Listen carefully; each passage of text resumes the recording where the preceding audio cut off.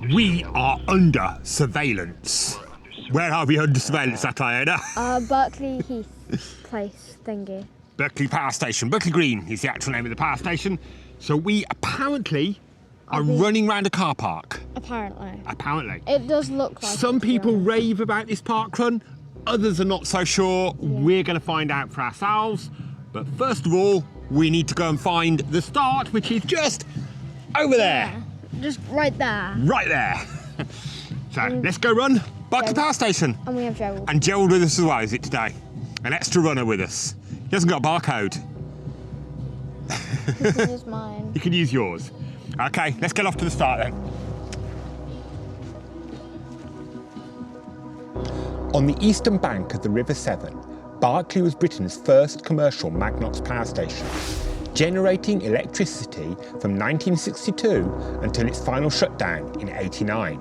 Today, under the Nuclear Decommissioning Authority, all nuclear fuel was removed by '92, turbine halls and cooling ponds demolished in 2001, and reactors placed in safe store in 2010. Active waste retrieval is now underway. The former labs and grounds have been transformed into the Gloucestershire Science and Technology Park, home to a university technical college and emerging as a clean energy research supercluster, and home of today's parkrun. The start line is just round the corner by the security gatehouse, and the finish line is just over here. Follow me round to the start and we'll get going.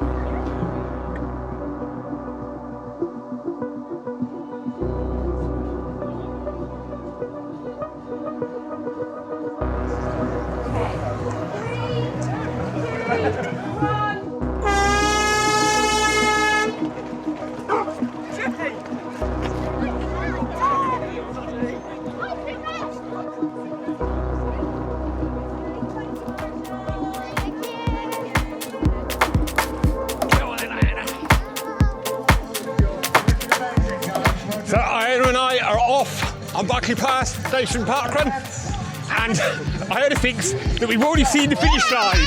I'm not so sure that we can finish just yet. Excellent job. Enjoy your Berkeley Green parkrun today. Been told about this parkrun that what makes it amazing is the support on the way around, and we're already experiencing that, aren't we, Iona? Area we're in right now, which used to be a nuclear research area, is now a green energy research area. So, and digital and tech. So a bit of a change. Quite cool to see. Quite interesting lot of buildings as well.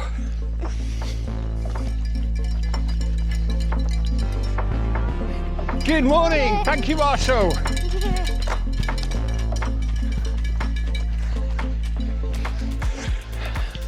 And we've just passed a police training centre. So it's not the police or Far College, but that's a police centre thing there. Okay. Don't get yourself into trouble, Daddy. Yeah. So, does this whole site feel a little bit post-apocalyptic to you, Iona? What does that even mean? So, you know, if there's been a big, zombie apocalypse or something like that happened, it just feels a bit strange, doesn't it? And all abandoned and slightly dilapidated buildings. It's quite cool.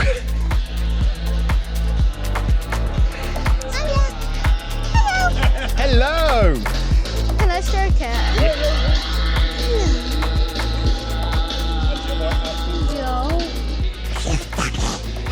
Corgi. How about that then, Iona? Is this parkrun worth coming to now? Corgi. Got to see a corgi. We've never seen Corgi before. No.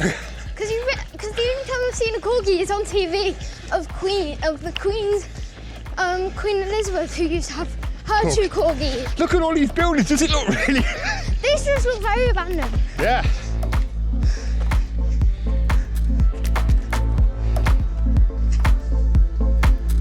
Thank you, Marshal.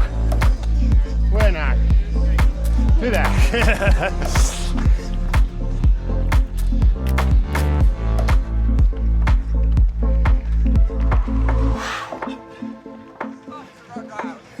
Go on, Ewan.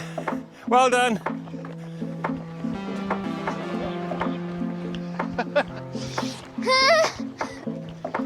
Why?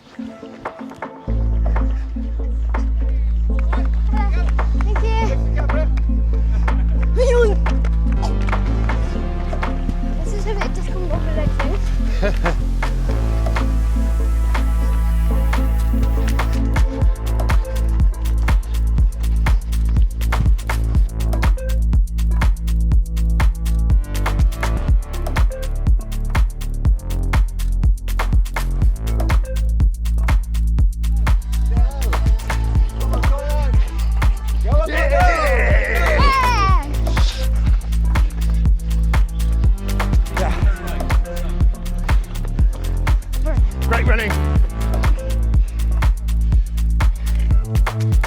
So you do have to keep your wits about you to keep an eye on. We're not going that way, I don't think. Okay.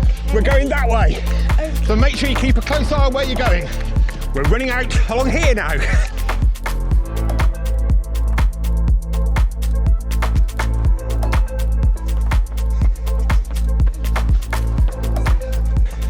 So we're out on the out and back section on the first lap. Faster guys already coming back through on their second lap. We're about to turn around onto the pumping music station.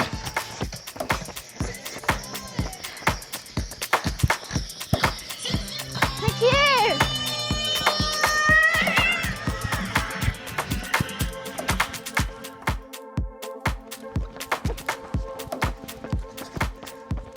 Lots of barbed wire and fences to keep us out of the actual nuclear power station itself, and a no drone flying. So I did make sure I kept my drone the other side of the fence when I was flying it. How dare you? Iona has just realised a major travesty has occurred. I forgot to give her a sweet at a mile. So we're having it a mile and a half. That means I'm having 2. 2? Yeah, Okay. that's fair. That's fair, is it? One big one. Surely should be 1.5. No. Look. Fair enough.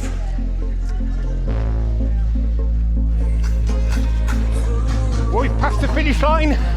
Time to do it all again.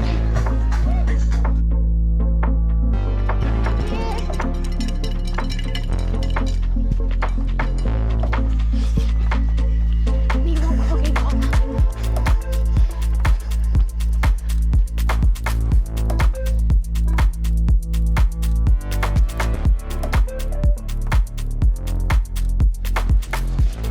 So, Iona, what's the best bit of this park run? Corgi Corner. Do you like that, do you? Yes. Do you think there should be a Corgi Corner at every park run? Yeah. Or just a doggy corner A doggy corner? of any dog. I would just sit there and stroke it and stroke it. Sounds good to me. We've done 2 miles. Does that mean you want another Haribo? No. Or you're still exceeding the ones you had at 1.5 miles?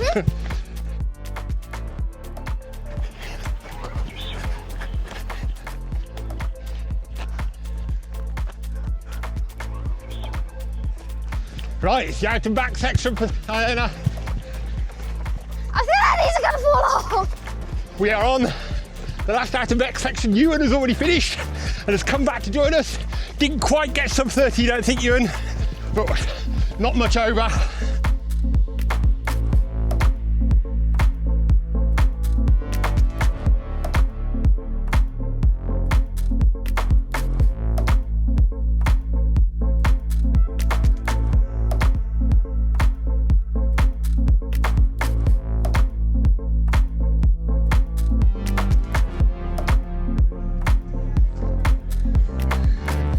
Youngest ever probably completer of parkrun at just 4 days old, and her mum was running parkrun last weekend as well, so that's commitment if ever there was.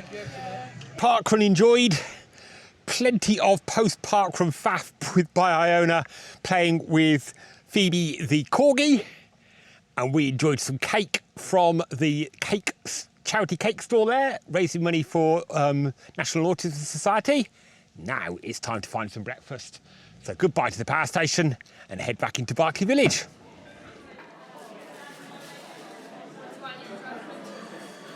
Breakfast enjoyed. We're off to explore Berkeley, we're not quite sure exactly how to pronounce it a bit. But first of all, Iona, how was breakfast? Tasty. Tasty. Delicious slab of white bread for me, and you had a very big bap, didn't you? So, rating? 5. A 5? Actually, no. 4.5. Why? Because I usually squeeze it just to make sure like it's flat enough for me to like eat. Because Yeah. you know how sometimes they can be like really thick. But then it just went. I don't think you can blame that on the breakfast venue. I think that's entirely on you. So I'm going to give it 5. Right. So we do a bit of a science day today. We've been to the nuclear power station and into the green technology area that we're running through. And now we are outside Dr. Jenner's house and garden, who is famous for his work on vaccines, in particular the smallpox vaccine using cowpox.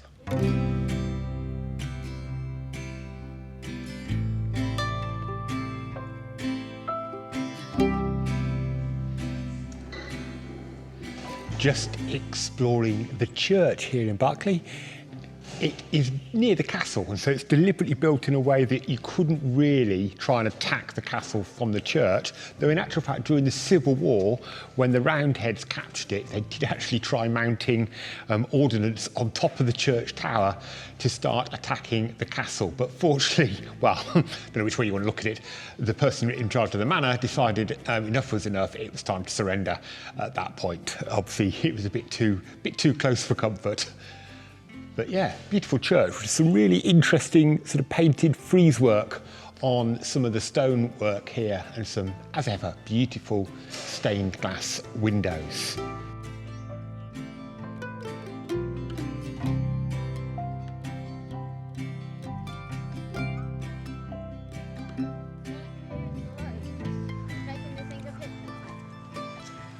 Well, we explored the church, but we haven't been able to explore the castle. It's all closed up.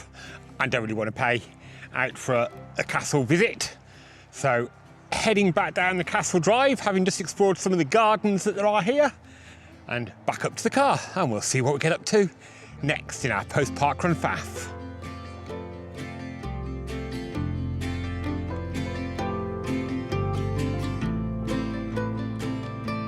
We've stopped off on our journey back, and we're visiting Snows Hill Manor. And you've got 6 places that you can get a stamp. So on your way out today, you go into the shop and they will stamp that. Next time you go to a National Trust property and they stamp there, you get a green crown.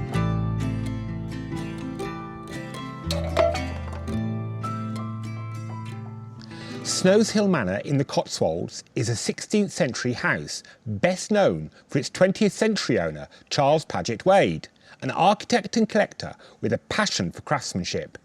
Rather than live in the manor itself, Wade used it to house his extensive collection of objects from across the world, carefully arranged by theme. From musical instruments to tools and textiles, each room offers a glimpse into his eclectic vision. Outside, the arts and crafts inspired garden is laid out in a series of terraced rooms, mixing formal structure with seasonal planting and quiet corners for reflection. It includes a model village based on a typical Cornish fishing village, which Wade called Wolf's Cove.